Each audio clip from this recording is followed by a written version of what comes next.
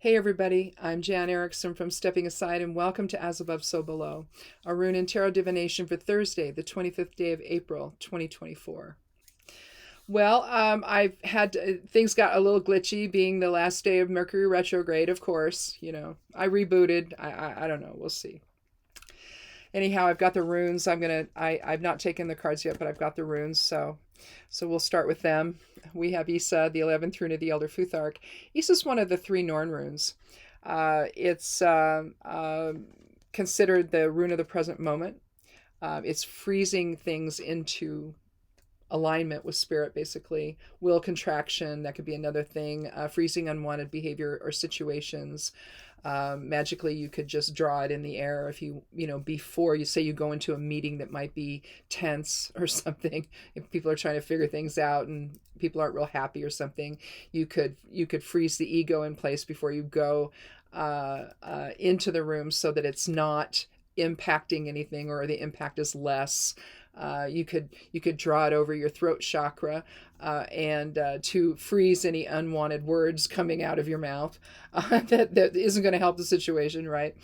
But that would be the higher self side. It's about alignment in spirit, basically, and having that contracted focus that excludes all of the other things going on, excludes the ego. You could say it transmutes the ego into spirit, maybe. It's very, very similar to what we did on Monday with Ansus and Populus being the runes for that day.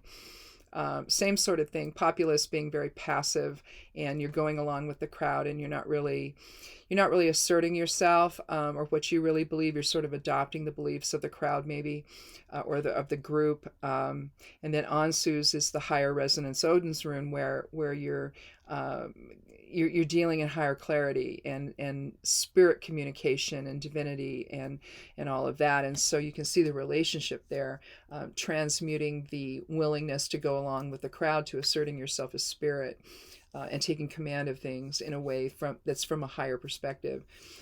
Same sort of relationship here today, although with the two runes we have Karser. So instead of Populus, we have Karser. Karser is considered an evil rune. It looks like a little ampule, so a little container.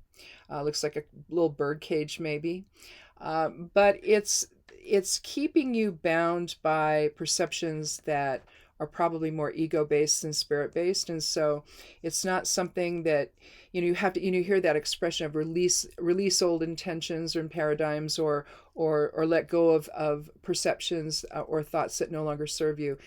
That is releasing yourself from that Karser energy, not letting that kind of thing control your experience in the world, and again transmuting that into the Isa energy of spirit.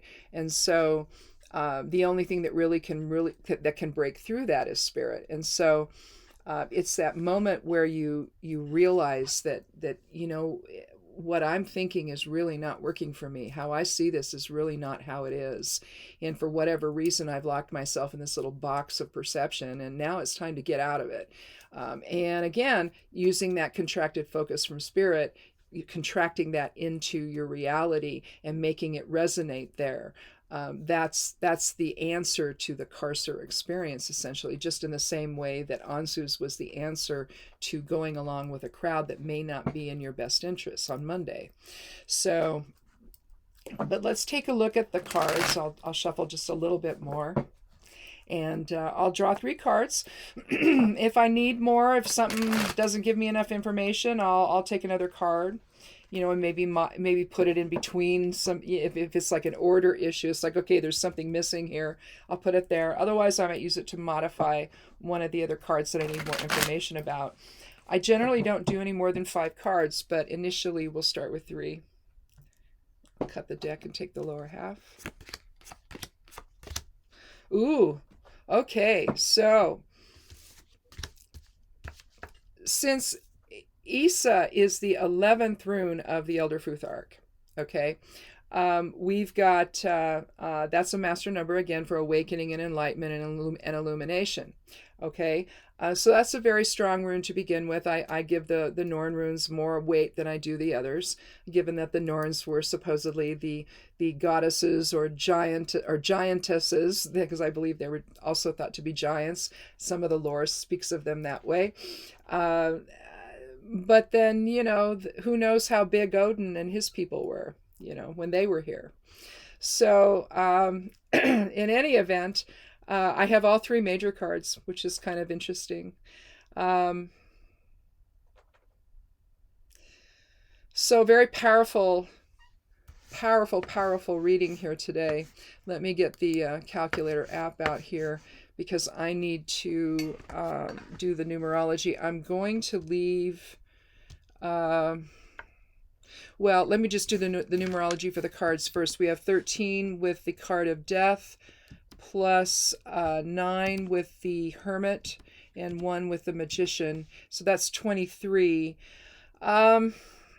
23 reduces to 5, so some pretty intense change here today, especially when you've got both Issa and Karser.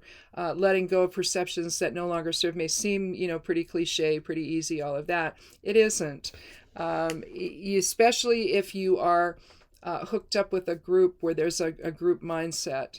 That can be a very strong attraction to that, and you can get caught up in stuff that maybe you really don't want to get caught up in, and that could be what's going on here with Karser. But if not, then releasing that hold, that major change that needs to happen, so that and with spirit doing that for you, essentially. Well, it's not for you; you are spirit. So it's the actual you finally taking over instead of allowing everything to just sort of drag you here and drag you there and drag you everywhere other than where you need to be.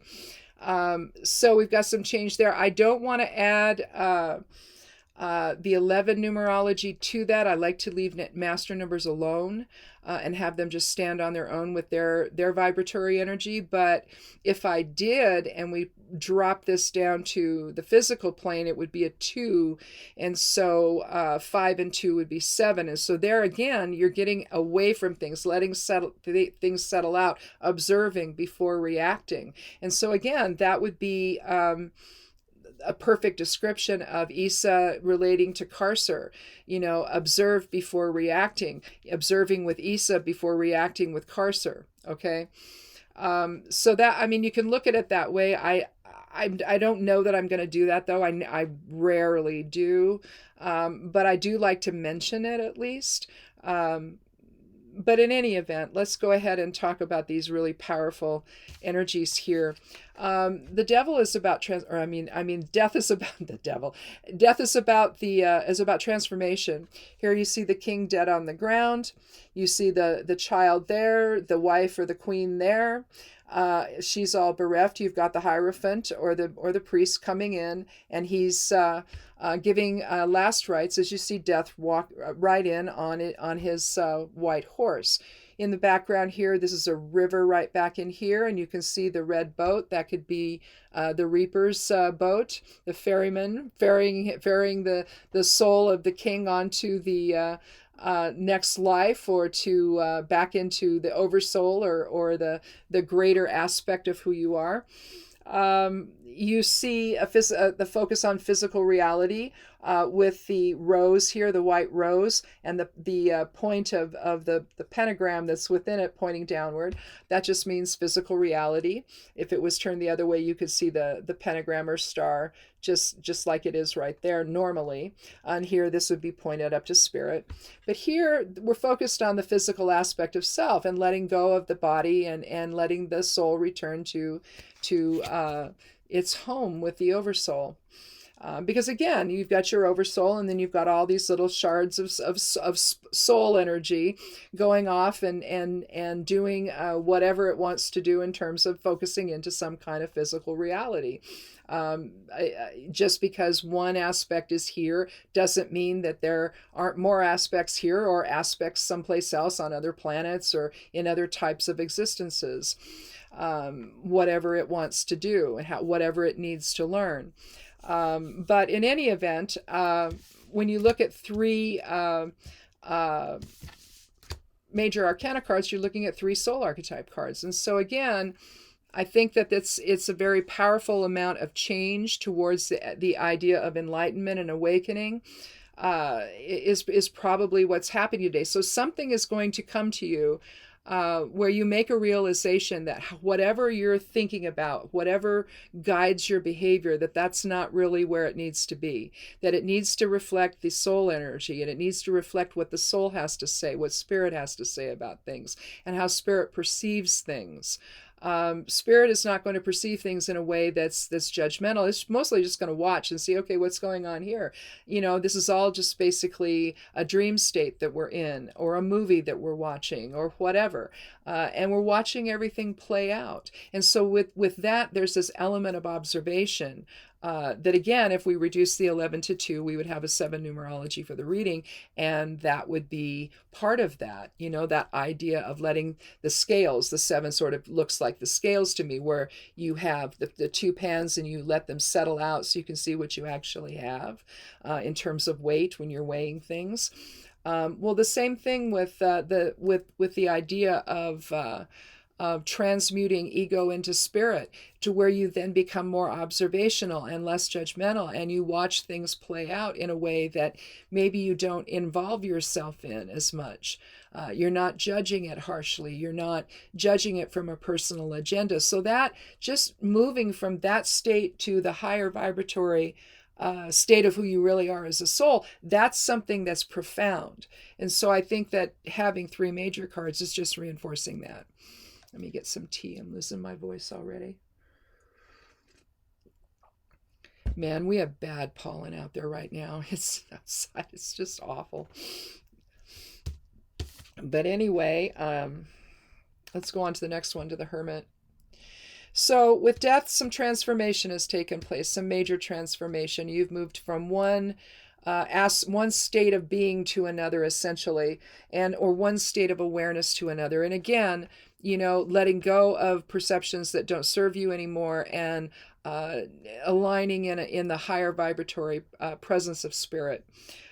Here you're going to do that by getting away from it all.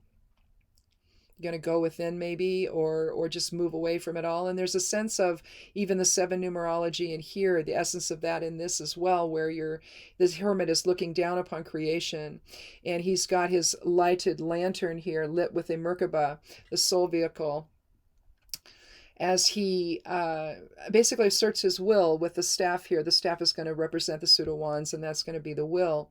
And again, also the fire element here, and the creative energy of creating something new. Some new kind of awareness that comes from spirit. The idea of whenever you see that someone's standing up above things on the snowy mountain peaks, you'll see that in the background of the Fool. He's getting above it. He's rising above. He's going within. He's aligning in spirit. You could even use Isa to correlate with the staff itself, and alignment in spirit. And he's getting a new perspective. Maybe he's imprisoning the ego here, maybe in his little bird cage of a lantern. I don't know. You can maybe see it that way. But that's probably a stretch. But essentially, the Hermit is somebody who he's retreating. He's withdrawing from the world. He's engaging in silent counsel. He's listening to his inner voice, and to the divine wisdom that he already possesses. There's also a sense of caution about things. In other words, don't be so willing to jump to conclusions about things.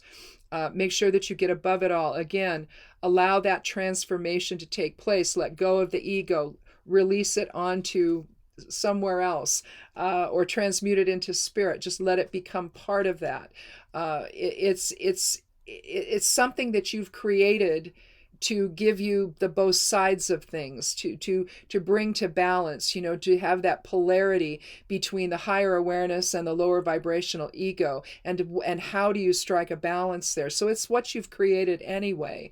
The ego is not something that's just waiting for you. You've created that dynamic, that polarity, to be able to see the difference in things, and to see the effect of the ego on, and how that can go so awry, depending on what it is. It can be very, very, it can be huge. It's like if you have a dictator of a country, that's the ego really, really, really run amok into the whole malignant narcissism issue, where there's nothing you can do for people like that. They cannot ever show empathy. They cannot ever show any kind of balance in how they see things. There's no loftiness to them. There's only pure id, if you will. You've got the id, the ego, and the superego that's been defined in psychology. And so it's pure id. It's pure whatever they need to do. Very reptilian in that regard. And in terms of just going on pure instinct and pure need and desire, irrespective of the impact that has on anybody else, because they don't care, right? They could not care less. Oh, they'll tell you they do when they're conning you, but they don't care. They just want what they can get from you. And so they'll be whoever they need to be to make that happen, right? Instead of allowing that to happen with Carcer now, we're going to have this major transformation with death. We get above it all, go within, hear that inner voice, that silent counsel that's there. That's the soul saying, listen, this is not working out. We need to refocus here, folks. And then from there, with the magician, you manifest your new world. You manifest your new experiences. Here you have from an as above, so below level experience. The devil does the same thing. Only the devil would be the goat-headed figure here, and in his left hand would be the torch, a lighted torch that's about to light the tail of the male person in the picture on fire. And in some renditions of the card, you can see it kind of a little bit of a flame there. It's the idea of having the focus on ego instead of upon spirit. And here it's different with the magician because he's drawing in through his wand energy from the soul, energy from spirit, and bringing it into physical reality. And you can see all the beauty that gets created. You see the roses down there and the white lilies. And then you see the roses up above here that represents bringing things in from spirit. And you see all of his tools on the table, the tools representing the four suits of the tarot, and also for the four elements. And so you've got the earth, which is the physical reality. You've got the swords, which is the air element. And the earth would be the pentagram. The sword would be the air element and our intellect. The wand would be the fire element and our will, our creativity, our manifesting will. And the cup would be our emotions, or the water element. And so he's bringing all of that into balance. You see the lemniscate above his head, the figure 8. If you turn it on its side, it does look like an 8. And it's about the inner strength that you have with Isa to draw all of the spirit awareness into physical reality and operating from that standpoint. And even if this just means that you are releasing yourself from maybe a group that you've been hanging out with that is maybe more ego-based than spirit-based, and you realize that that's just unsustainable.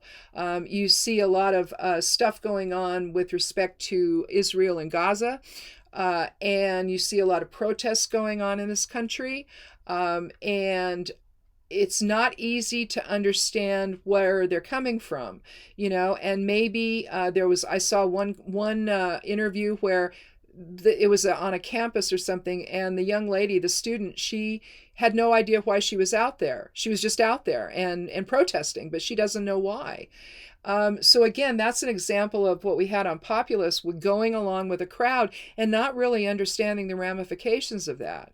And I'm not trying to say that what they're protesting about isn't valid. I don't know. I'm not making that judgment. I'm just sort of using it as an example here of what that might look like.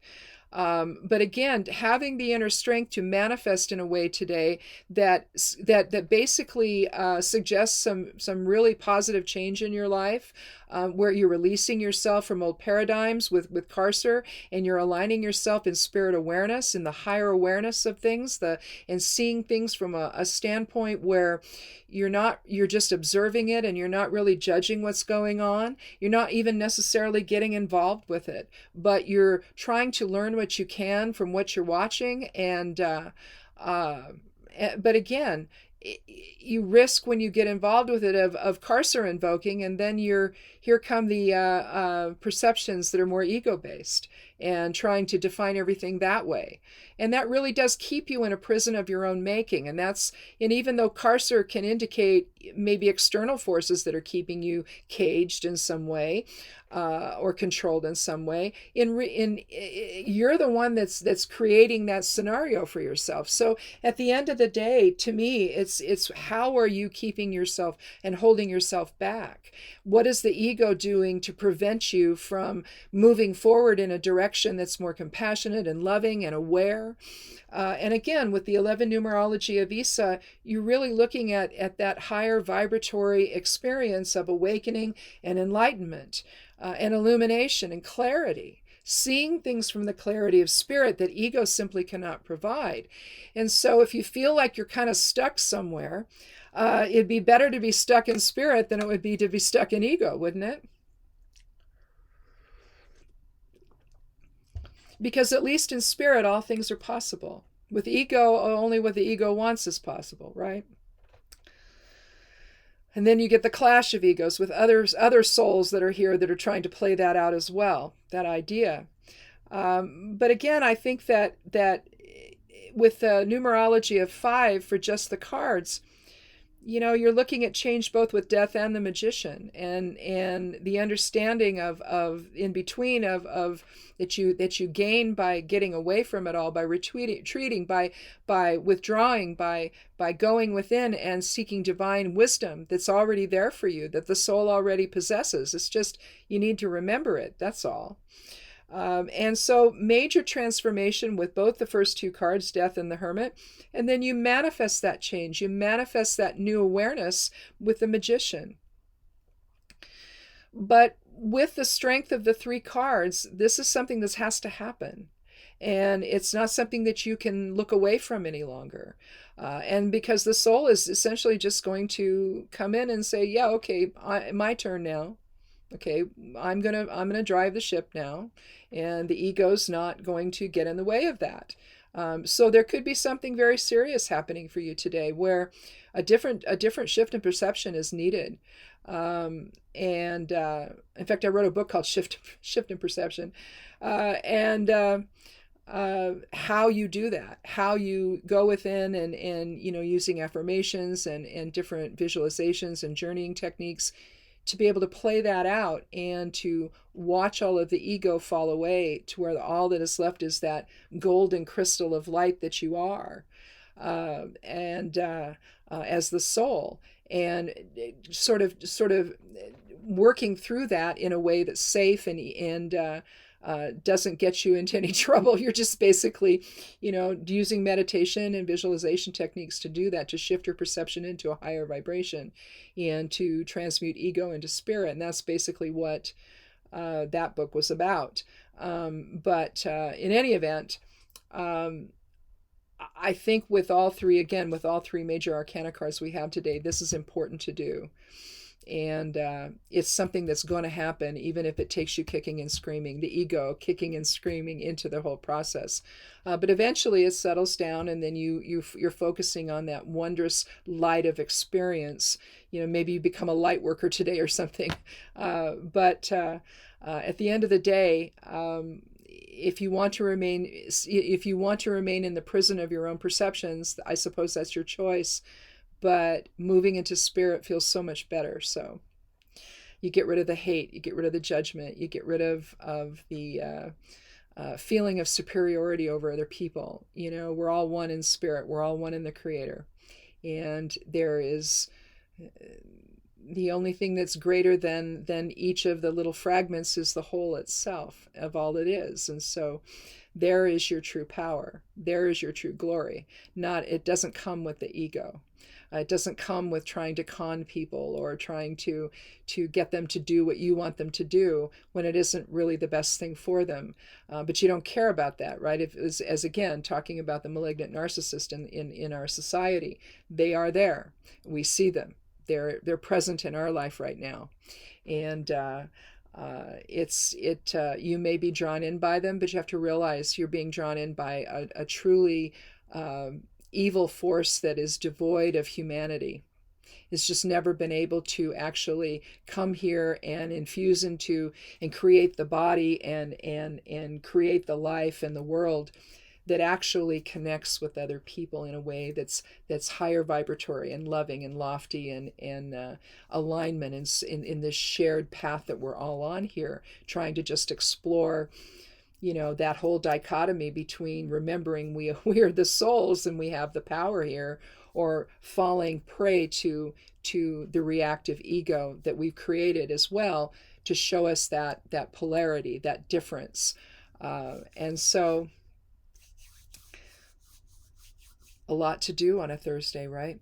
Just relax into spirit, and spirit will take over and it'll do it for you. You don't have to worry. I used to call it, in fact, I still do, calling relax into being.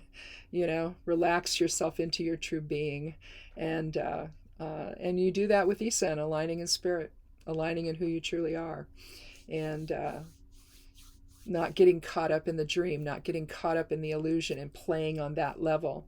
Because remember, it's an illusion. It's just there to teach us things.